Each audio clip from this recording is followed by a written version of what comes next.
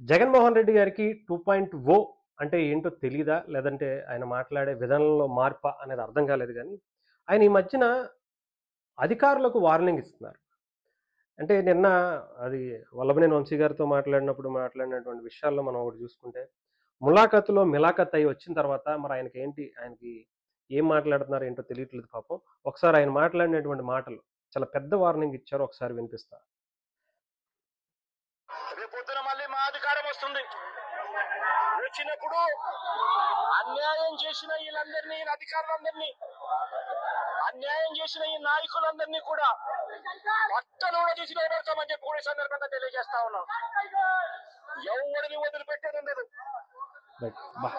చాలా పెద్ద వార్నింగ్ ఇది. చాలా పెద్ద డైలాగ్ రాసిచ్చారు పేపర్ మీద ఆయనకి. ఇక్కడేంటంటే జగన్మోహన్ రెడ్డి గారికి ఒక్కొక్క అధికారిని, అలాగే నాయకులని బట్టలోడదీసి రోడ్డు మీద నుంచోబెడతారా అంట. అంటే నాకర్థం కాలా ఇక్కడ. జగన్మోహన్ రెడ్డి గారు ఆయనకి సంబంధించినటువంటి నాయకులని అది ఎక్స్‌పెక్ట్ చేశారా? గొడ్డలోడదీసి రోడ్డు మీద నుంచోబెడతామని చెప్పి, ఏమన్నా చెయ్యమని చెప్పి ఎన్‌డీఏ కూటమికి లేతే రెడ్ బుక్‌గా రాసినటువంటి లోకేష్ గారికి ఏమన్నా టార్గెట్‌గా ఇవ్వదలుచుకున్నారా? అంటే వల్లభనేని వంశీ గారిని గాని, కొడాలి నాని గారిని గాని, నందిగం సురేష్ గారిని గాని, ఇంకొకళ్ళని కానీ వీళ్ళందరిని అరెస్ట్ చేస్తున్నారు. కానీ ఏమీ చేయకుండా బయటకు వదిలేస్తున్నారు. ఇదేంటి? ఒక బోరుగడ్డ అనిల్ లాంటి వ్యక్తినే ఇలా వదిలేశారు. సో, మీరు అంటే ఏంటి? అంతకు మించి ఏం చేయలేరు మీరు. కానీ మేమొచ్చిన తర్వాత మేమిది చేస్తాం అని చెప్తున్నారా? అనేది అర్థం కాల. మీరేమన్నా చేస్తే కావాలంటే రోడ్డు మీద గుడ్డలు ఊడదీసి వీళ్ళందరిని నడిపించండి అని వాళ్ళ నాయకుల గురించి వాళ్ళకి టార్గెట్ ఇచ్చారా? సవాల్ విసిరారా? అని చెప్పి చాలామంది అనుకుంటున్నారు. మరి దీన్ని అటు లోకేష్ గారు గాని, ఎన్‌డీఏ కూటమి ప్రభుత్వం గాని, పవన్ కళ్యాణ్ గారు గాని, చంద్రబాబు నాయుడు గారు గాని ఇది సీరియస్‌గా తీసుకుంటారా? ఇది కొంత కామెడీగా మాట్లాడుకున్న పక్కన పెడదాం. జగన్మోహన్ రెడ్డి గారికి ఇప్పటికే 11 వచ్చాయి. అసలు ఏ ఉద్దేశంతో మాట్లాడుతున్నారు? ఇప్పటికే ఏదైతే పీఆర్‌సీకి సంబంధించి గవర్నమెంట్ ఉద్యోగులకి ఇస్తానన్నదానికి సంబంధించి దాన్ని కూడా ఆపేశారు. వాళ్ళు ఓట్లేయటం మానేశారు. వాళ్ళ కుటుంబాలతో ఓట్లేపించడం మానేశారు. కంప్లీట్‌గా ఈసారి కూటమికి ఆ ఓట్లు పడ్డాయి. మళ్ళీ మీరు బెదిరించి మళ్ళీ ఓట్లొస్తాయా? కనీసం ఆ 2.0తో మాట్లాడే ముందు కాస్తో కూస్తో ఆ చిప్‌లో వేరే కొంచెం అప్‌డేట్ వెర్షన్ ఇంక్లూడ్ చేసుకోవాలి కదా! మనం ఇది మాట్లాడతాం మళ్ళీ ఆళ్ళు మనకు ఓట్లేస్తారా లేదా అని ఆలోచించుకోవాలి కదా!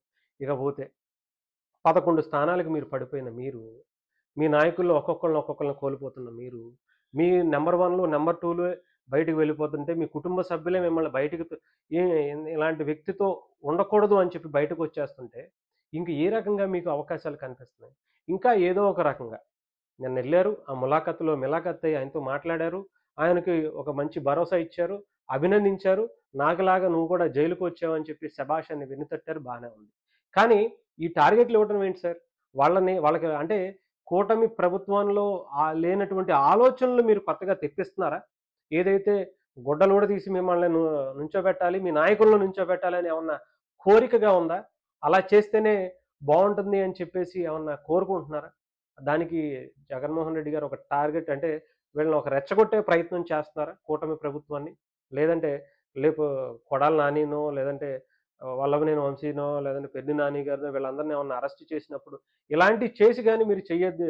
లేకపోతే మీరంత వేస్టు అన్నట్టుగా ఏమన్నా మాట్లాడుతున్నారా? మరి ఏమో అర్థం కావట్లేదు. మరి పగబట్టి కసిగా ఇలాంటి మాటలు ఎందుకు మాట్లాడుతున్నారు? నిజంగా వైఎస్ఆర్‌సీపీ నాయకుల మీద ఇది జగన్మోహన్ రెడ్డి గారు పగబట్టి కసిగా వాళ్ళందరినీ గుడ్డలోడ తీసి రోడ్డు మీద నుంచోబెట్టాలి అని చెప్పి ఏమన్నా జగన్మోహన్ రెడ్డి గారు ఏమన్నా ఏమన్నా పథకం ప్రకారం ఆలోచిస్తున్నారా? దీని వెనకాల రాజకీయ ఎత్తుగడ ఏమన్నా ఉందా అండి? దానికే తెలియదు. ఎందుకంటే ఆయన ఏం మాట్లాడారనేది మనకు తెలీదు. మనకి ఆయన గురించి అంటే ఆయన మాట్లాడేంత ఆలోచించేంత తీరులో మనం ఆలోచించలేం. డెఫినిట్‌గా జగన్మోహన్ రెడ్డి గారు మిగతా ఉన్న దేశంలో ఉన్నటువంటి రాజకీయ నాయకులందరూ వేరు. జగన్మోహన్ రెడ్డి గారు ఒక్కరు వేరు. ఎందుకంటే మిగతా రాజకీయ నాయకులకి ఎంతో కొంత కాస్తో కూస్తో ప్రజలకి సేవ చేయాలనో, ఇంకోటి చేయాలనో ఉంటది. కానీ జగన్మోహన్ రెడ్డి గారికి అధికారం అంటేనే దోచుకోవడం, దాచుకోవడం, తినటానికి తరతరాలకి మరి ఎంతమందిని ఇంకా వాళ్ళ కుటుంబ సభ్యులకి ఇవ్వాలనుకుంటున్నారో ఏంటో తెలీదు. అది కూడా ఆయన ఒక్కడికే మళ్ళీ. కుటుంబ సభ్యులకి కూడా కాదు నిజమే.